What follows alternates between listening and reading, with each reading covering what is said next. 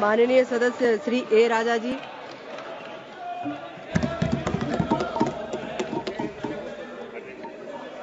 Madam Chairperson,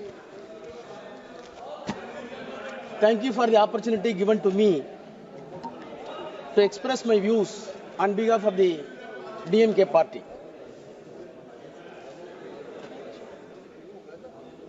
I have received the courageous speech of Honorable Minister with rapt attention, and I wondered where he got such a courage to explore the entire cock and bull stories in the parliament. Sir, Madam, I dare to say the Honorable Minister, please go through your speeches tomorrow by text.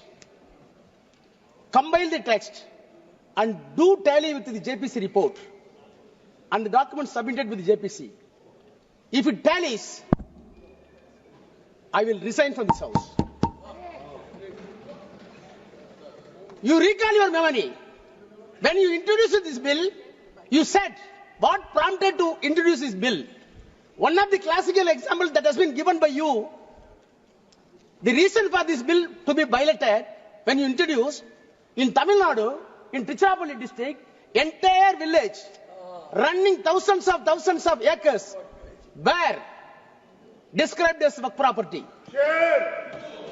JPC came into Tamil Nadu. The district collector came to depose evidence, and the secretary of the revenue department came to the evidence. CEO of the court came to evidence.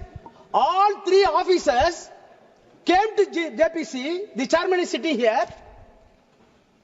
Deposed the evidence. The cock and bull story that has been built by you and expressed by you has been demolished. In spite of the cock and bull story, no interference. No interference. Having said the cock and bull story, now we are coming with new cock and bull stories to say the parliament was given to work board. Sir, madam, the irony is that the minorities' rights are going to be protected by way of this bill, where the party is having no members of parliament Muslim community. There is no Muslim MP to introduce and pilot the bill and support the cause of the bill. They are not able to produce a single member of parliament, and they are giving moral advice to us how the secularism can be protected. Madam Chairperson, today it is a remarkable day for the Indian Parliament to design our destiny, whether the country is going to travel,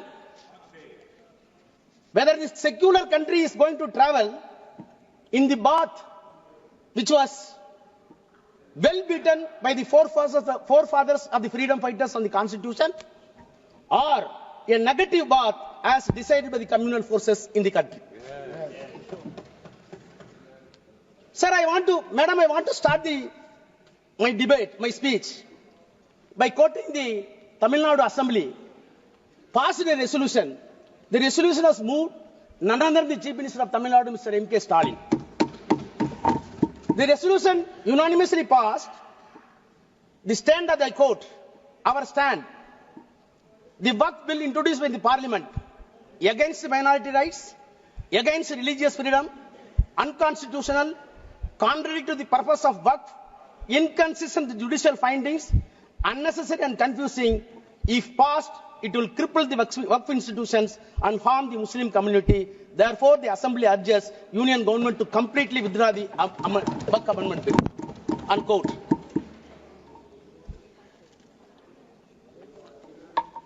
Madam Chairperson, is it not a paradoxical question that the political will, sovereign will of the entire country seems to be or deemed to be reflected in this house, whereas Tamil Nadu political will reflected in the state assembly is something not only inconsistent, completely diametrically opposite. This difference and diametrically opposite component is not going to be accepted by you then there will be a question for integrity of this country. Please note it. Madam Chairperson, I want to take back the House in the year 1949, soon after the independence, when the Constitution was made, the Constitution making process was on. Of course, you will be happy that your own favorite leader, the Iron Man of this country, Sardar Vallabhbhai Patel, favorite leader of the government, they are celebrating with false claims. However, I want to put forth my views from the mouth of Sardar Vallabhbhai Patel, who was the chairman of the advisory committees for minorities in the Constitutional Assembly. He was the chairman. Who are all the members? President of India and President of the Assembly, Rajendra Prasad, Pandit Jawaharlal Nehru, later Prime Minister, Dr. Ambedkar, and Dr. Munshi. Headed by Sardar Vallabhbhai Patel, the committee took a decision and a report was placed before the Constitutional Assembly. That Constitutional Assembly report was placed on 25th May 1949. He himself says, I quote, a committee of 5 persons was appointed by the advisory committee in which our revered president was also one of the members. Pandit Jawaharlal Nehru, myself, Mr. Munshi and Dr. Ambedkar were the members of the committee. The committee met and made its report in February. Unquote. Finally, he placed the report and moved in the Constituent Assembly. What was his prayer when he was moving? I quote again.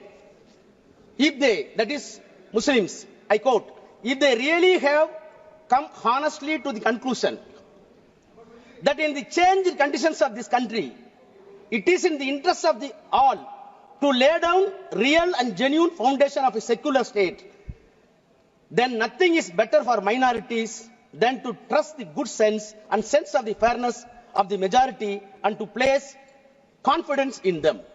First part, unquote. Second part is very important. Again I quote. So also, it is for us to happen to be the majority to think about what the minorities feel and how they are treated. But in the long run, it would be in the interest of the all forget that there is anything like majority and minority, this country and that India, there is only one community. With these considerations, sir, I beg to move that report may be adopted, unquote. This is the voice of Sardar Vallabhbhai Patel in the Constitution Assembly. You are celebrating Constitution. See, now the problem is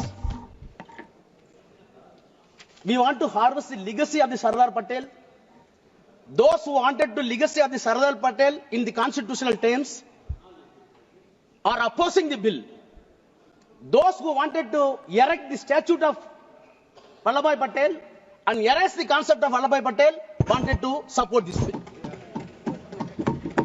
That is the problem. Sir, if I am permitted to go to the genesis of the work, which was originally enacted in the year 1954. After that, the act was amended frequently 59, 64, 69. Thereafter, comprehensive amendments were made in the year 1984. My sincere question to the Treasury benches and the Honorable Minister. Right from the 1984, whenever amendments were brought in this House, there was a basis. There were deliberations. There were consultations with stakeholders, which was appointed by either by the Parliament or by the President of India or the Prime Minister of India. 1984 amendment came into existence on the basis of the report submitted by the Waqf Enquiry Committee appointed by the Government of India in the 1970 by the Parliament. So a committee was formed in the year 1970. The report was placed. After 14 years, the amendments were made. I surprised when I went through the document in 1970. What a beautiful and sensible deliberation took place in 1970. In spite of that, the protests were made against 1970. Late, it came in 1984. Madam, if at all so many recommendations were made in 1970, in 1984 the Parliament was enabled to take two amendments. One is for limitation, which was extended to 30 years for the properties. The second one is the act applicable to the evocative properties. No other provisions were implemented. Not because of the protest of the Hindus, the protest by the Muslims themselves. It was fairly accepted by the Nehru and government. After that, 1995 Act came into existence. I am an antibiotic, so that I have to take. See, what I wanted to impress upon the minister and the House, whenever the amendment came into existence, on the reasonable basis, on the institutional outcome, the amendments were done. Take 1995. 1995, how the Act came into existence? Sorry.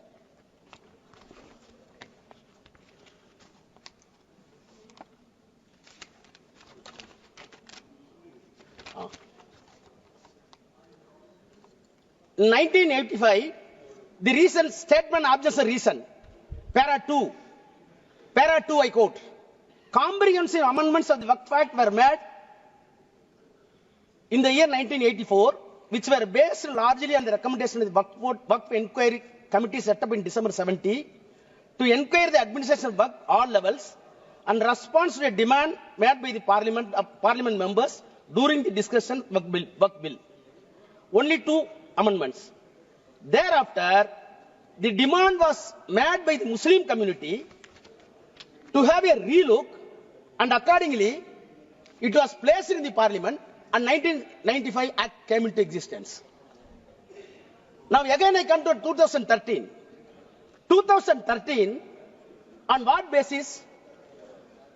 Para 2 of the reasons and objectives.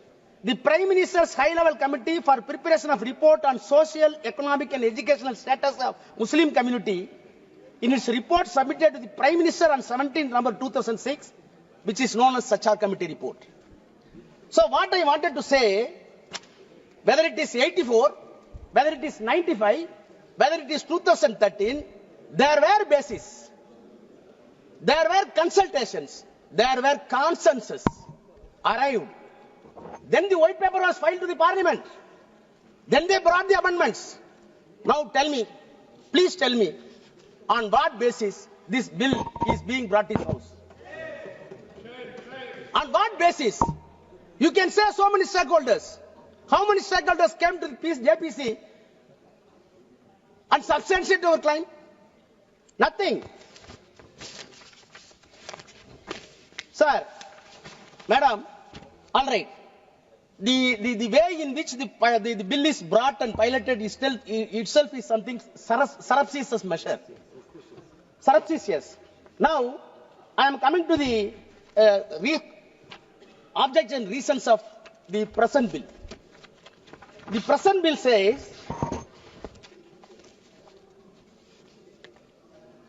they are admitting, para 2, based on the recommendations of the High-Level Committee, under the chairmanship of Justice Sachar, and the report of the Joint Parliamentary Committee on Waqf, the Central Waqf Council, and after having detailed consultation and other stakeholders, comprehensive amendments were made in the year 2013. Your admission, unquote. Then you start the same paragraph, I quote, despite the amendments, please hear, despite the amendments, it has been observed that the Act still requires further improvement to effectively address issues related to the powers of the Waqf Board, registration and survey of the properties, removal of encroachment, including the definition of the Waqf. 5 components. You said, in addition to the 2013, even on the basis of the Sachar Committee report, you wanted to address 5 more components according to you, which are missing in the S12 bill, S12 Act. Let us pursue. Now I come to your 5 pillars. I can easily demonstrate that the definition of the waqf. It is nothing but artfully confused for the non-existence of waqf. Removal of the encroachment. It is nothing but empowering the government to grab the waqf property. Survey of the property. It is nothing but a mockery because Government of India already filed an application, filed an affidavit before Supreme Court. More than 90% survey is already over. Now you are coming for survey. Registration of waqf. It is not at all humanly possible according to your text. I will come to that. Powers of the state boards. It becomes recreation club. I will demonstrate. Sir, as a student of law, I got anguish when see the amendments. And I challenge the minister with the due humility. Please show one improvement on these 5 heads beyond the 2013 Act. Then I will ready to salute you. You can't. You can't. On the contrary, Madam Chairperson, I have been in the Parliament more than 22 years. I know the legislative business. Being a lawyer, I am well versed. But have you come across a bill is being brought to the Parliament cunningly and cleverly to remove the amendments which were brought in the 1995 and 2013 after due deliberation and approved by the same Parliament? Yes. If you really honest, you must repeal the 2013. You must repeal the 1995 because most of the amendments brought in 1995 in 2013 were completely removed by way of this amendment. What does it mean? What does it mean? I want to quote the quote of V.R. Krishna, a known jurist. I quote, Parliament is a great inquest of the nation, the great auditor and ombudsman of the executive, the final arbiter, policy monitor, and destiny discerner of the people, unquote. I dare to charge the government that this Parliament is being used as a mere ventilating chamber and it has been undermined. It is nothing but an unpardonable onslaught on the constitution religion. One day you will be repent. Now, I will turn to the provisions of the bill. 5 components, definition of the waqf. My learned friend, including Kalyan Banerjee, everybody, even Akhilesh, my brother Akhilesh, said about the practicing Islam. Then nobody should be indulgent in contrivance. Where you got all this language? I am a Hindu. I may be a believer. I may not be a believer. But when you are entrusting a property, you must measure my honesty. Whether I am honest or not. If I am a fraud, following the Hinduism is useless and nonsense. You never bother about the honesty and transparency. You are always concerned about only religion. That is the problem. Sir, I have not come across such a provision in any other law in any other country. So what is meant by contrivance? How can you measure the contrivance? So, Islamic practice and I am having... Please, madam, I can get the time from Congress also. They accepted it. They accepted it. I am coming only definition. Then, we could not speak in the so Parliament. see, the definition of the waqf itself, the attempt that has been made by the government, according to you were saying that not intelligent contrivance, your entire attempt, I want to say, it is nothing but a diabolical contrivance. Diabolical contrivance. Then you have new sentences. What are the sentences? Section 3, 3A. What is happened in this country? Have you come across the Transfer of Property Act? Section 3A says only the real and original owner can donate the property to the waqf. What is this? Only owner can transfer. If a non-owner transferring property is not alienated, it is invalid. It is invalid. I can spend my own money. If I am taking money from my brother, it is a stealthy. Why you are breaking the check? I am not able to understand. Then 3B.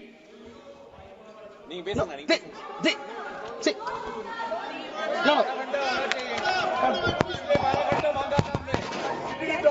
और इसीलिए इन्होंने 4 घंटे मांग रहे थे. Madam, it's a serious issue. Now, all these things are introduced new. Subclass 3C. Any government property identified or declared as work property before or after the commencement of the act shall not be deemed to the work property. How many lawyers in the house I didn't know? How government property identified and declared as a work property. Who identified? Government. Who declared? Government. Who investigated? Government. You will declare, you will identify, this property is my property and it will not be deemed as work property.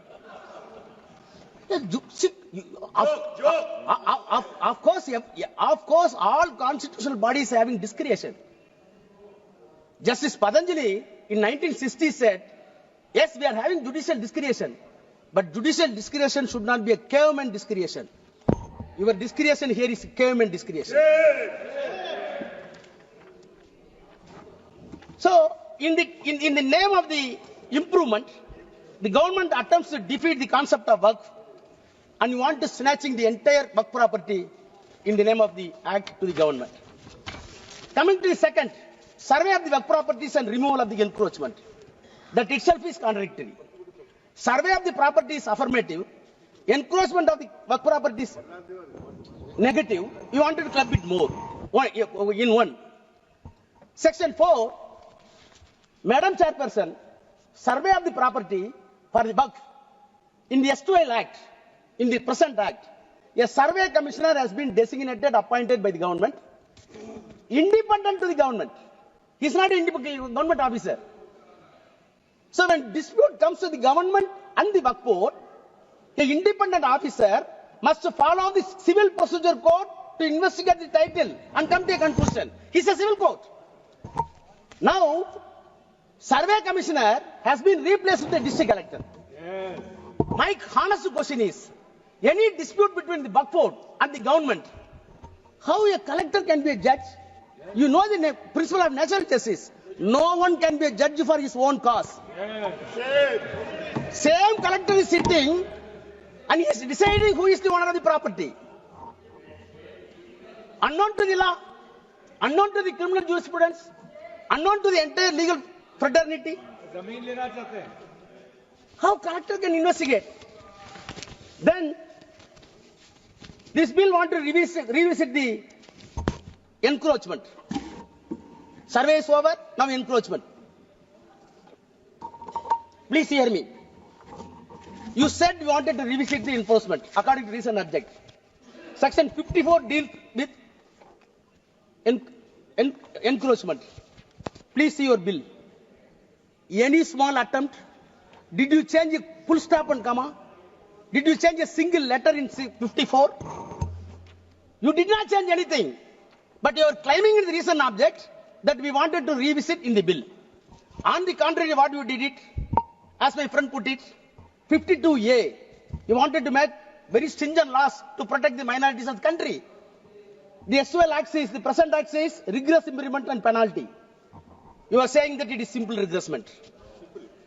Simple imprisonment. And the offence committed in that work part presently is cognizable and non-bailable. You are making it bailable. I want to recall the Bilkis Banu. The same thing is happened here also. The next, sir, then tribunals. In 1995 and 2013, Madam Chairperson, as a student of law again saying, the creation of tribunal itself, we want to segregate the lengthy process of the judicial process in the civil court and high court and supreme court. That is why we are having so many tribunals. Telecom tribunal is there, income tax tribunal is there. Why? There were a lot of cases in the civil court, district municipal court, subordinate court, then district court, then high court. So such a simple and peculiar matter should be referred to the specific court for which the constitution permits you constitute a tribunal. You constitute a tribunal and very clearly said tribunal decision is final. Why it is final? Already survey commissioner has been conferred with the civil court. He is not an individual man. He is an institution under law. He is following CPC. When he is following Civil Procedure Code and Indian Evidence Act, the SWL Act, he himself is court, first court. The second court is tribunal. Third court, it is permitted in the law, on sub motu or on application, it can go to High Court. Where is your problem? Where is your problem? But you wanted to say, tribunal is not final, we will decide. What type of jurisprudence you are having? Then come to the registration.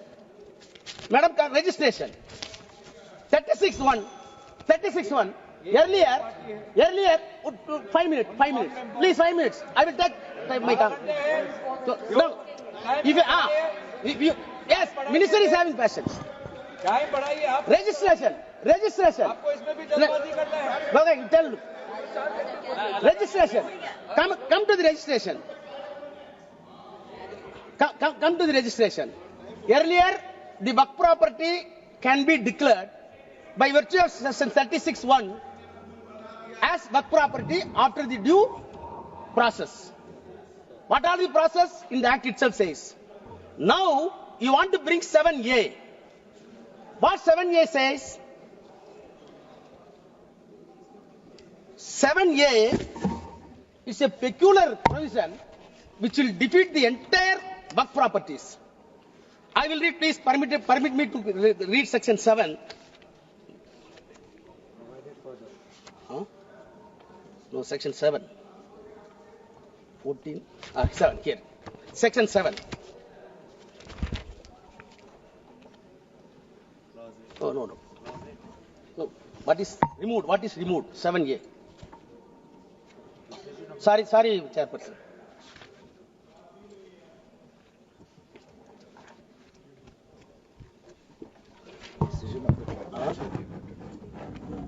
No.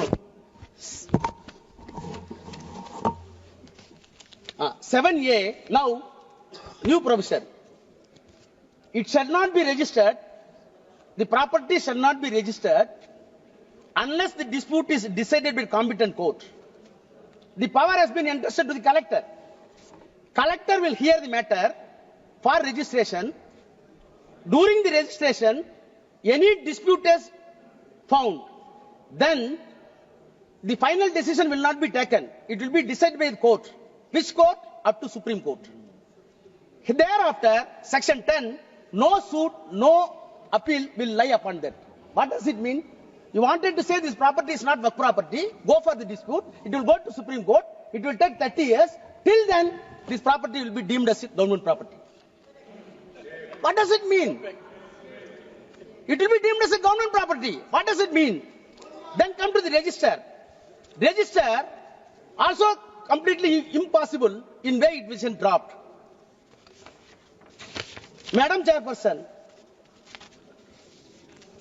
the constitution of boards, all members have spoken about. I do not take much time. Why you are injecting non-Muslims? HRNC Act are there in each and every act. Hindu Religious Endowment Board Act are there in all states including Tamil Nadu. What happened in Tamil Nadu? In one temple, so many acres of lands were available under HRNC. Out of the income, HRNC board decided to run a arts college. Arts college. Recruitments were by professors. On merit, one Muslim came. Immediately, RSS and Hindu Munnani gave a categorical statement. It is our property. Why you are accommodating a Muslim professor?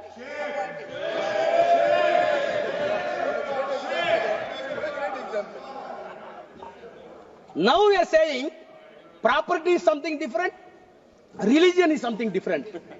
Baba, don't teach lessons. My prayer is, our prayer is, religion is something different, politics is something different. Don't mix it. Don't mix it. That is our prayer. If you want to save this country with the integration under this secular fabric, please segregate the politics and the religion. Now I come to. No, I am concluding. Section 40. Section 40 very important. Section 40, madam. any property of the work, see, any property of the work property converted into trust or converted into society's act, none other than else, by the statutory bodies of the concerned state, is a work property. If it is found by the board, then the board can initiate inquiry according to this act by way of survey and by way of the deciding title, and ultimately it comes to a conclusion it is work property. If it is not there, you leave it. Why you are removing this provision? What is the reason given to this? It was not at all deliberated in the JPC. Madam Chairperson, Madam, I am closing. Madam, 2 minutes, I am closing. Madam Chairperson, lastly, 108A, overriding power, that is a safeguard.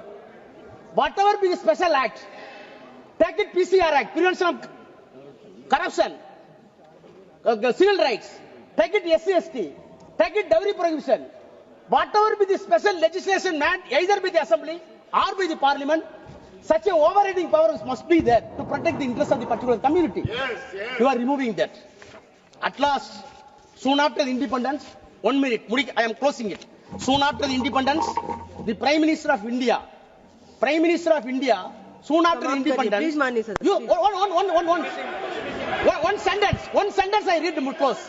Soon after the independence, Prime Minister of India used to write all the Chief Ministers of India, all the states.